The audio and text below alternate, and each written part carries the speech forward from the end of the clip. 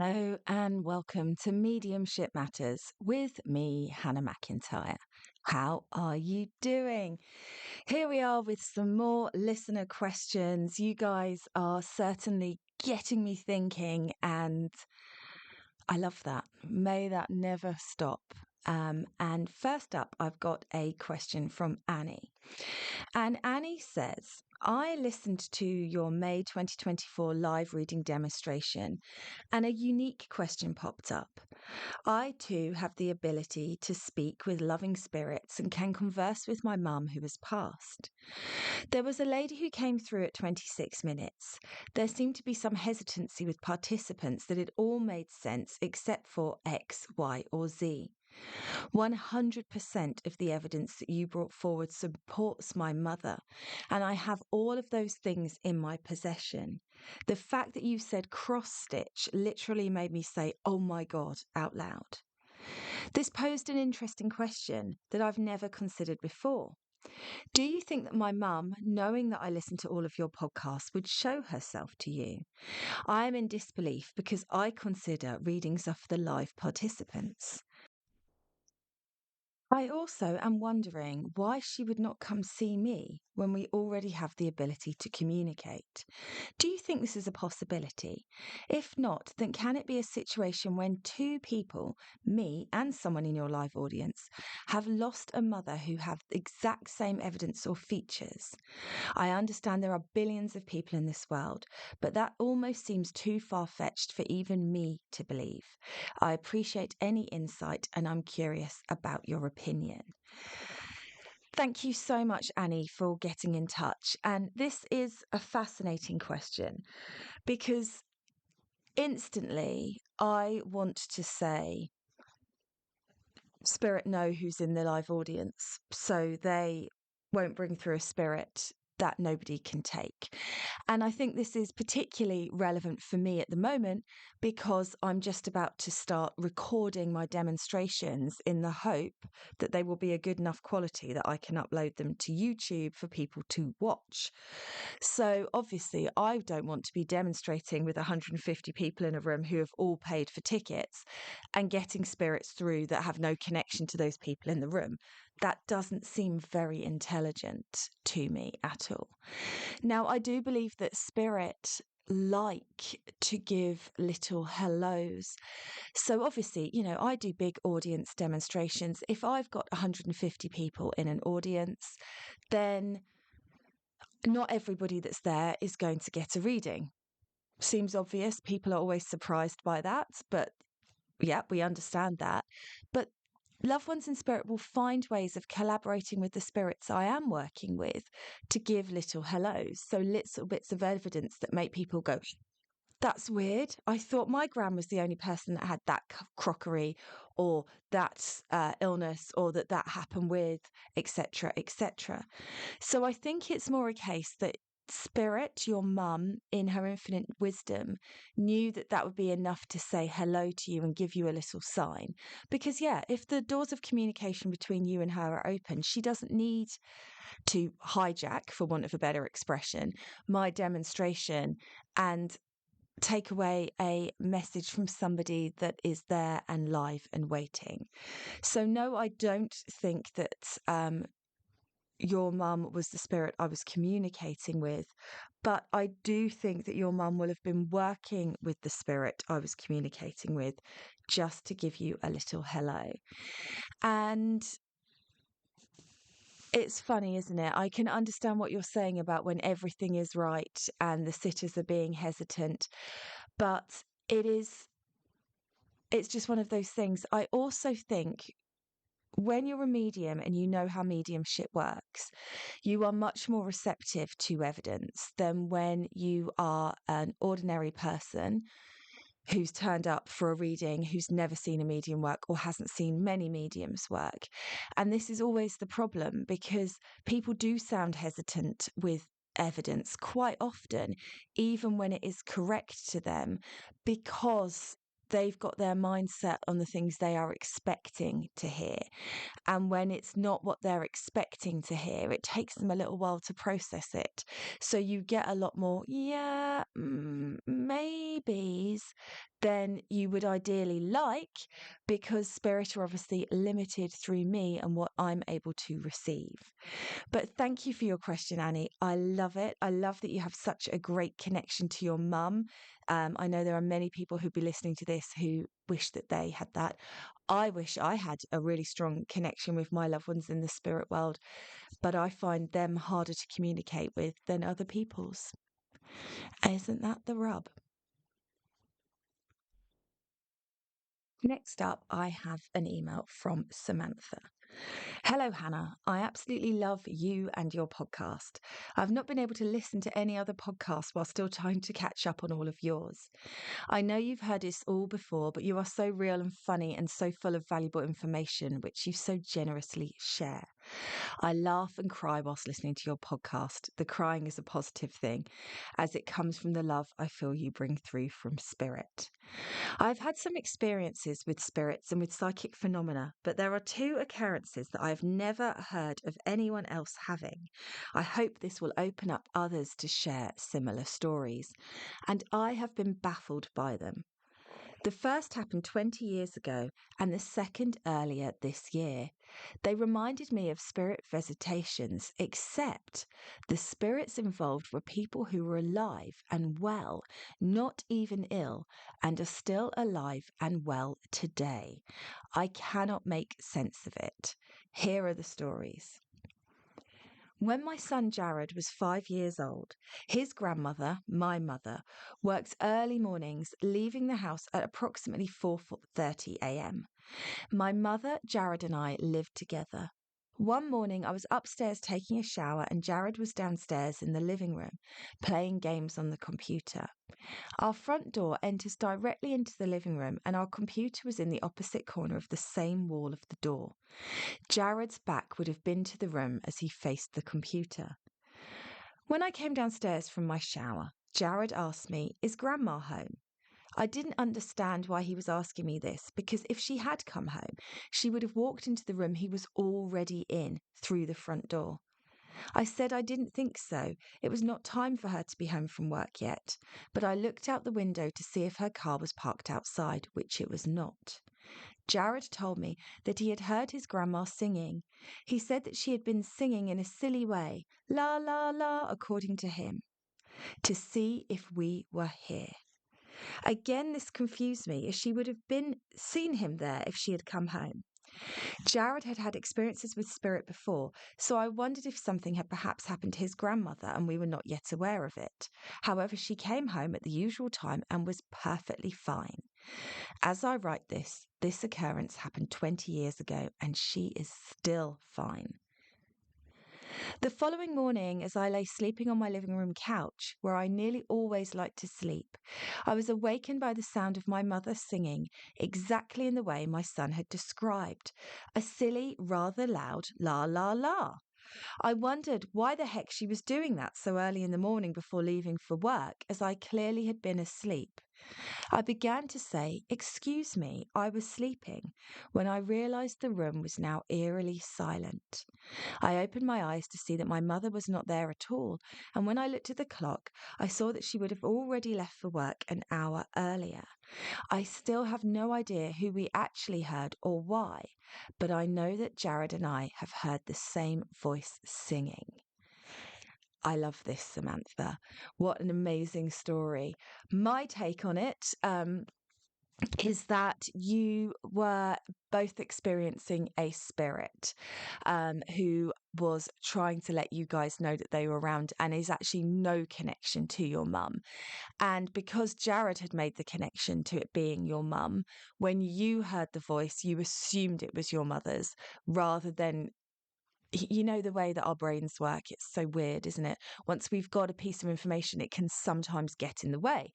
Just like I was saying, I can't connect to my own loved ones in spirit like I can other people's, because I am already aware and know stuff about them, so it holds me back. So it's that similar thing. I think That's my take, that it was a spirit letting you know that they were there. Obviously, a bit of a naughty vibe, cheeky vibe in that spirit. But coming in, telling you they're around, showing you that they're around, and actually nothing, in fact, to do with your mother. That's my take for what it's worth. Let's go to your second story. This year, a few months ago, I had plans to meet my friend Mary Jo for lunch. The restaurant is located in a plaza with other businesses. I arrived a bit early, parked near the restaurant, and waited in my car for her to arrive. She sent me a text message stating she was at the light, which I assumed meant the nearest traffic light, which was still a few minutes away. A few seconds later, I glanced into my car's rearview mirror and I saw Mary Jo walking towards the building. I was surprised and confused at how quickly she'd arrived, and I hurried to get out of the car to meet her. When meeting for a meal, we usually meet in the parking lot and walk into the restaurant together. At the same time, I was surprised that she had parked at least 3 rows behind where I was, which wasn't as close to where we were going. I quickly got out of my car, and when I turned to meet her, expecting her to now be walking towards me, she was nowhere to be seen. I turned around looking in every direction, then decided she must have thought I was already inside and had gone straight in. I proceeded to step away from my car to walk towards the building when suddenly a white car pulled up into the parking lot next to mine, so I had to step back to avoid being hit. Startled, I realised I should have looked before stepping out. I took a few steps in the direction of the building, barely glancing at the driver of the white car.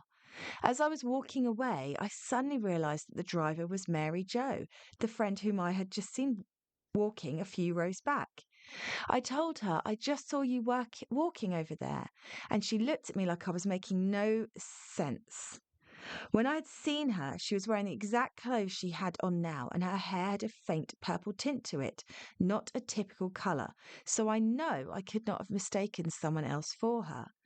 I repeated several times that I had seen her walking, and she gave me the same odd look each time and did not respond.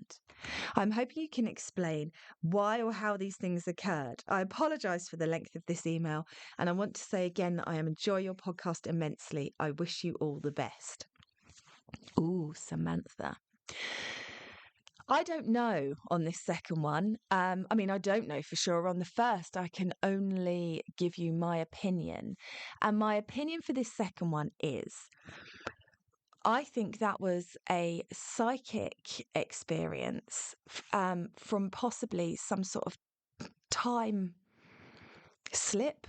Portal sounds a bit fancy, but I think sometimes time jumps. And because of that, I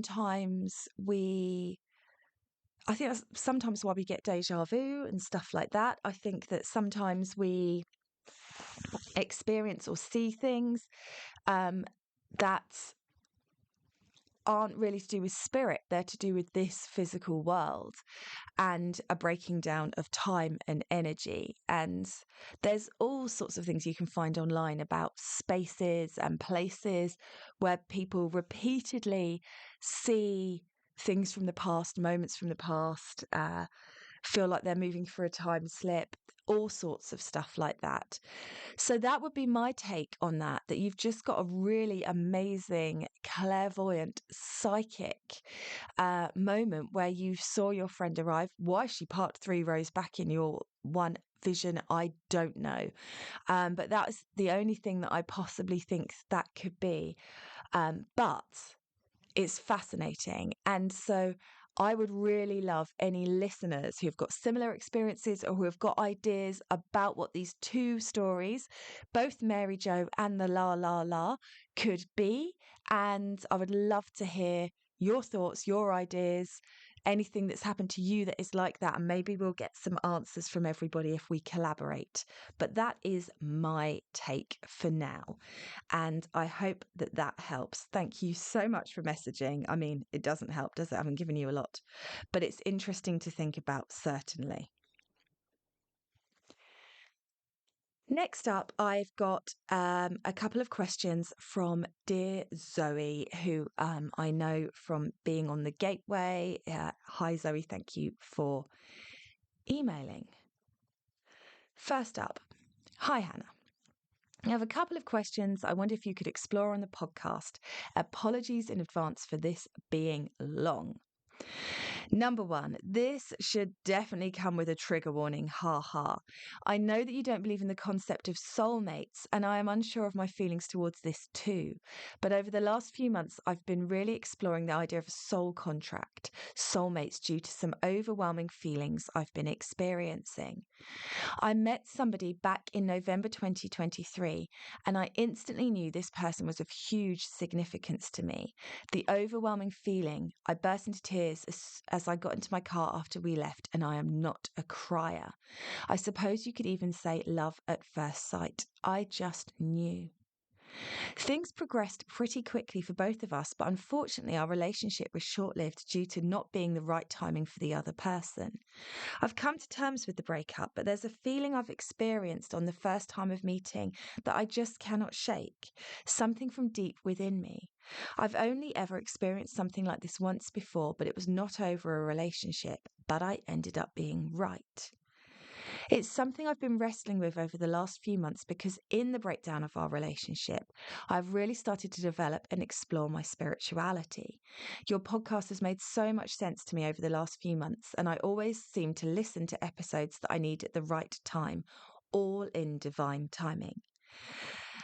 Do you think the reason that my soul, spirit, etc., has such a connection, overwhelming feeling with this person is because I knew I had to find them as part of my contract? So I would turn to spirit. Do you think they could be someone I'd previously been in love with in a past life that my soul recognizes?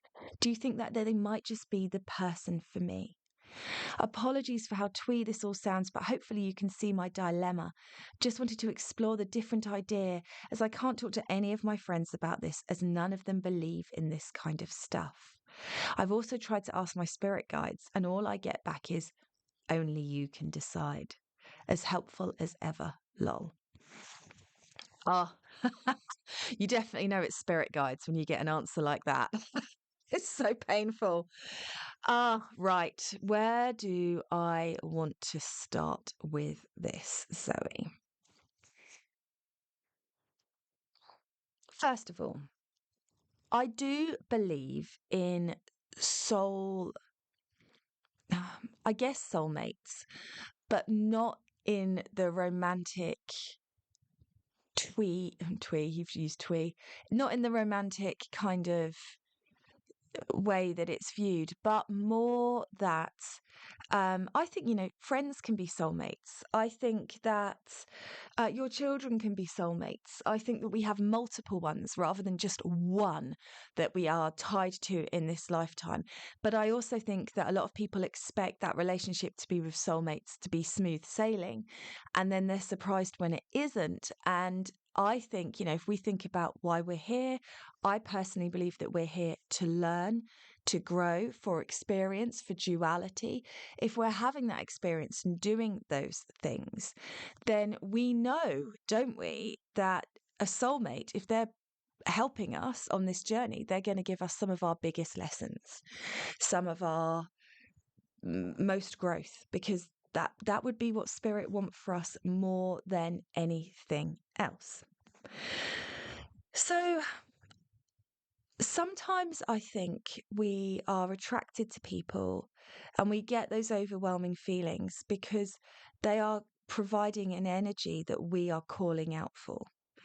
So if there's something that your energy body wants or needs, when you find somebody that brings those missing pieces, that missing energy to you, it does feel huge and massive and overwhelming and profound.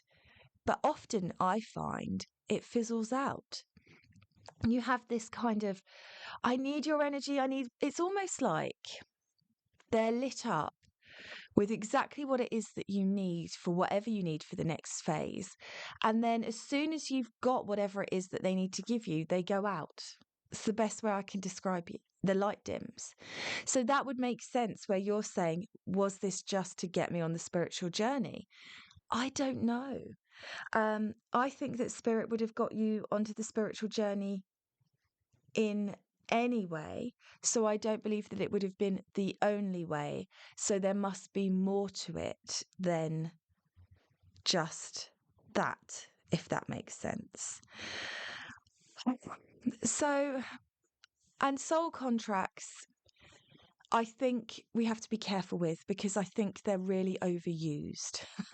So I think that there are certain themes or ideas that we come here to experience. There are certain hardships that we agree to endure. But I don't think that every aspect of it is planned out before we get here. I just don't. I think we have too much power for that. And so, for example, Spirit might have known that this energy you needed in from this person needed to come in, but not who it was going to come from, if that makes sense. So it's easy to fixate on the individual, but really I want you to fixate on the energy, what it brought you, what it taught you, how it's changed you, that kind of thing. I hope I'm making sense, Zoe. I feel like I'm being really irritating. It's hard to find the vocabulary. I just think that the idea of soulmates and soul contracts is not fluid enough for me. I think there are certain aspects of our lives that are decided and agreed upon, but I also don't think that they're agreed upon exactly. So let's say, for example, you agree to have a crushing loss in this lifetime. In some people's cases, that crushing loss, they'll say, I want that to be the death of my husband when I'm only 28. And the husband will agree to leave at that time, and you will agree that that's going to be something that shapes your experience here. And then there are some people where the death of their husband wasn't predestined, and their husband knew that he had diabetes and wasn't taking his medicine properly, or went out drinking and drank too much alcohol and died as a result of that, and it could have been prevented. So there are two different, one's contractual, one is part of our unfoldment of free will and choice, even though it impacts people. And then you have, for example, then I'm going to have somebody that comes in and brings me exactly what I need to bring me the next level of energy. But that could have been, it was a work colleague, for example, that set me on this journey, not a soulmate, a work colleague. And I have no doubt that I called them to me from my requests to the universe of help, please help. This can't be all there is. What else is there? And working through that. So there are many different unfoldments. And I think as you sit with it more, I know you sent me this email a few months ago. I'd love to know where you're at now. You may find that there is more information, more unfoldment.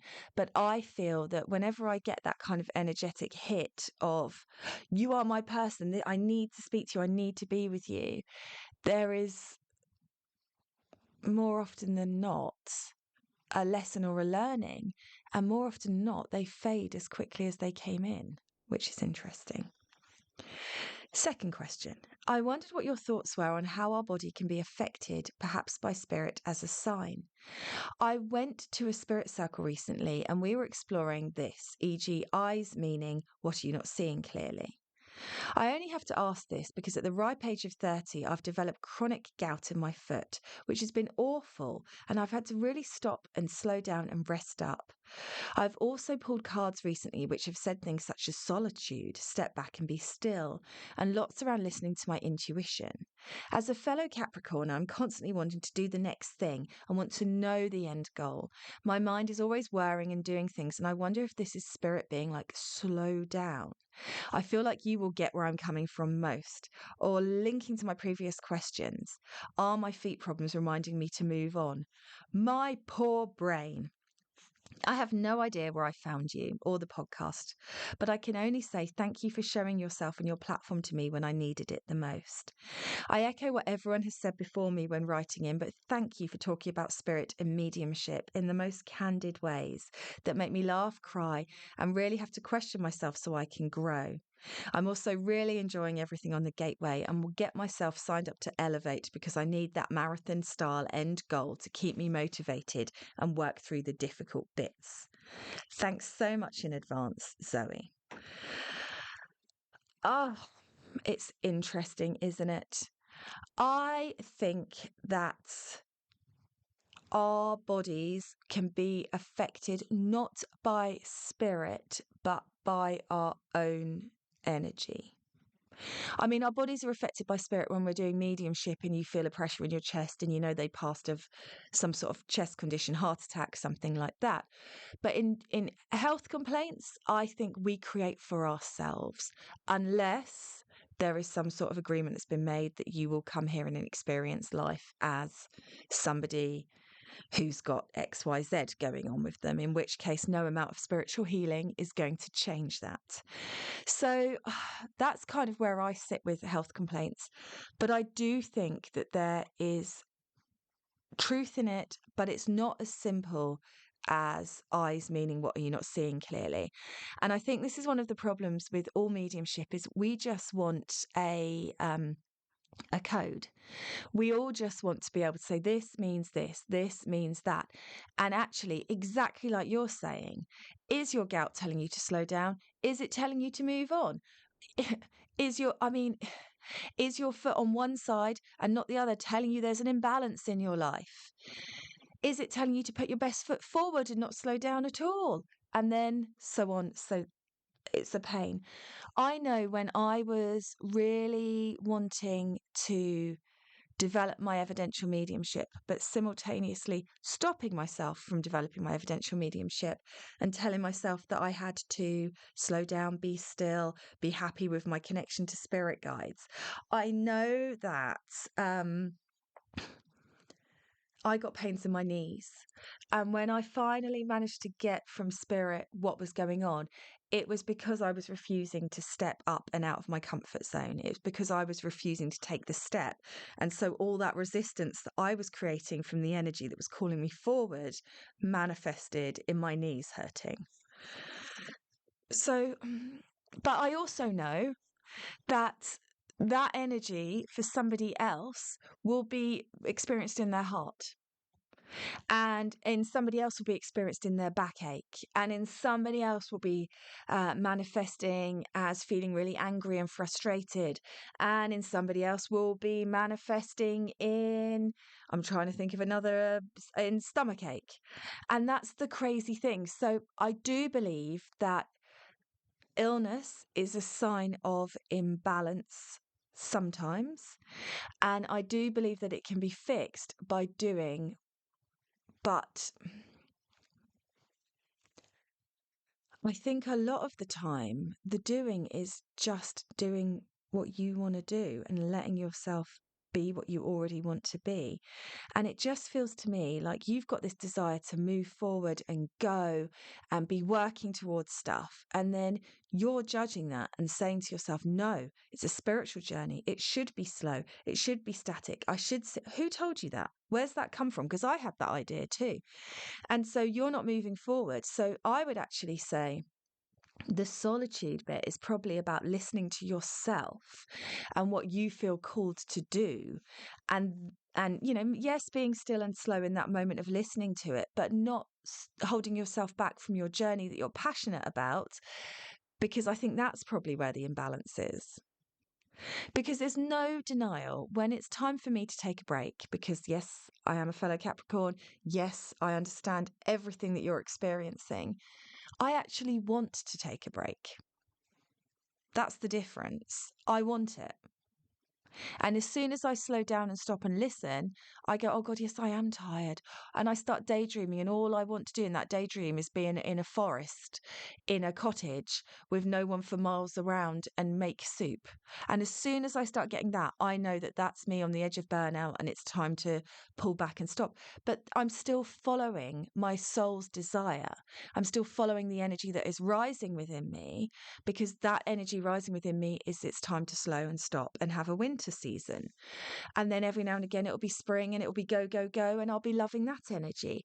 So I would trust how you feel and what you are desire, what your soul's desire. If you could have a wish granted for the next week, what would that wish look like? Would it be slow and stillness and soup?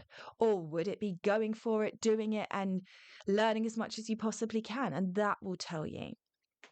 And then, of course, gout could just be gout. And this is the thing. It could just be gout.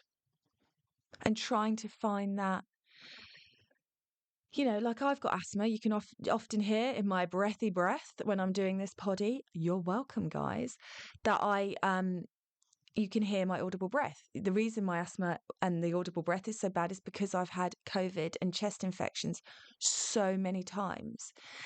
But I actually think that rather than those being punishments or signs from spirit that I need to slow down or stop, because everyone always says that to me, oh, you're doing too much. And I'm like, oh my God, I've worked 4 hours this week. What are you talking about? I actually think it's just one of those things. And I need to be mindful of that. I need to be mindful of when people are around me, if they're coughing and they're saying they've got a cold, that I will not see them. I will not put myself in that situation. I need to protect and honor and look after myself. So the answer is, Zoe, only you really know. And you do already know. Spirit are right. Not, I would change it from only you can decide to you already know. You already know where this gout has come from. And I think sometimes we get so caught up in all of the law of attraction teachings that have kind of become like the common, I don't know, religion that spiritual people adhere to, that we almost feel like everything that happens. What about chaos? Do we not believe in any form of chaos? Do we not believe in any things happen? Do we believe that the spirit are there micromanaging everything? If you got a verruca, did spirit give you that verruca? Or was it the lady that had a verruca that walked around the changing rooms and didn't put her socks on? Was it a predestined verruca? Or was it just a verruca? And only you can decide. So I don't know why I picked verrucas. I think it's because I've been using the gym a lot and the showers are not always how I wish they to be. I would like them gently spritzed with some bleaching agent before I go in. And then I saw someone wearing flip-flops the other day and I thought that's a good idea. And then I thought cannot fit anything else in my gym bag. This is getting ridiculous. It's like I'm moving house every time I go to the gym. And so on and so forth. So I think verrucas are on my mind. You are welcome, everybody. So find that balance within you of what works for you and your personality. Find what season you're in. I know I'm always banging on about seasons and energetic seasons, but that's because I mean it. Do it. Where are you? And if you're in a spring, summer, then follow the growth. Go as far as you want to. Expand into it. See what happens. If you feel like it's winter, it won't be winter forever. Enjoy that season. And see if you do rest, if your gout clears up. But actually see if you follow going for it and your gout clears up. And see if you just have loads of vitamin C and vegetables and your gout clears up. Yeah. And then, of course, as you guys know, I've been very open about my migraines and everything like that. And no amount of spiritual healing, positive thinking, anything else has got rid of them. Getting my hormone medication has meant that I have less of them. Yeah. I love it. I love thinking about it. And, really, there's lots of people that preach all of this stuff as if they're experts. But all we can say is, here's what I believe at this current time, but it is a belief. And I know that there are miraculous stories of people's healing. And I know that there are people who are really struggling with very unfair, very limiting health complaints who are pissed off about it. And quite rightly too. And everything in between. So the least helpful answer, a whole podcast of least helpful answers for you all guys. But yeah, that's all I can give you really. I just wanted to finish today. I know I'm kind of running over time here, but it's my podcast. What are you going to do? By saying that I had a bloody banging, absolutely amazing demonstration this week. And I just wanted to tell you that because obviously I recorded about last week's Dem where it was sitting born and the audience were really difficult and talky all the way through and people on their phones and me finding it really disheartening. And then this week I went to Ipswich and it was phenomenal. The mediumship was phenomenal, and the mediumship was phenomenal because the audience was so great.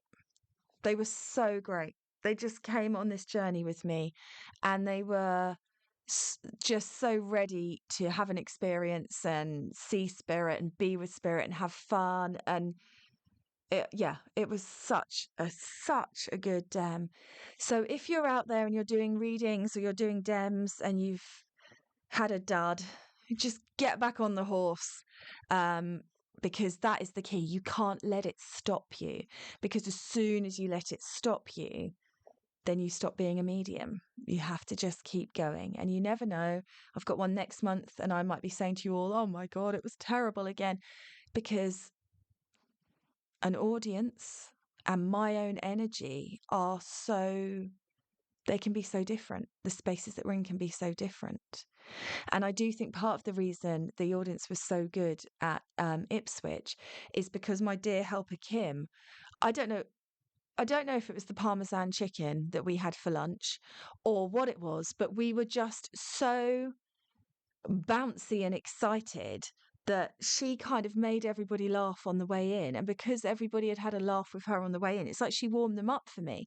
So by the time I got on the stage, everybody was in party mode. And it was just everything I want from a Dem and more. Every spirit taken, really good evidence. I mean, from tins of fish to people who still own their loved ones' shoes, and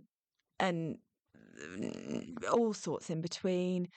And then the spirit guide questions, the oracle cards that I do in the second half, just, some really important and meaningful questions, but also a lot of fun with them.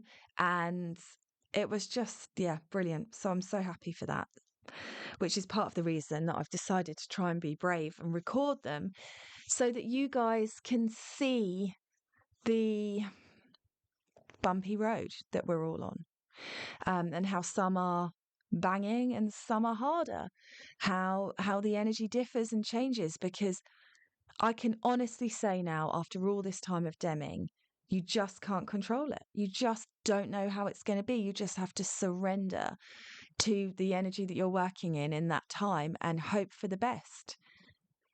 And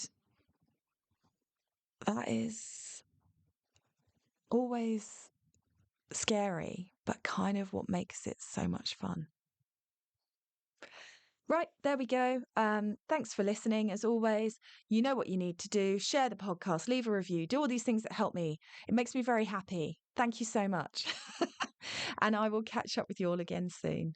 Have a good one.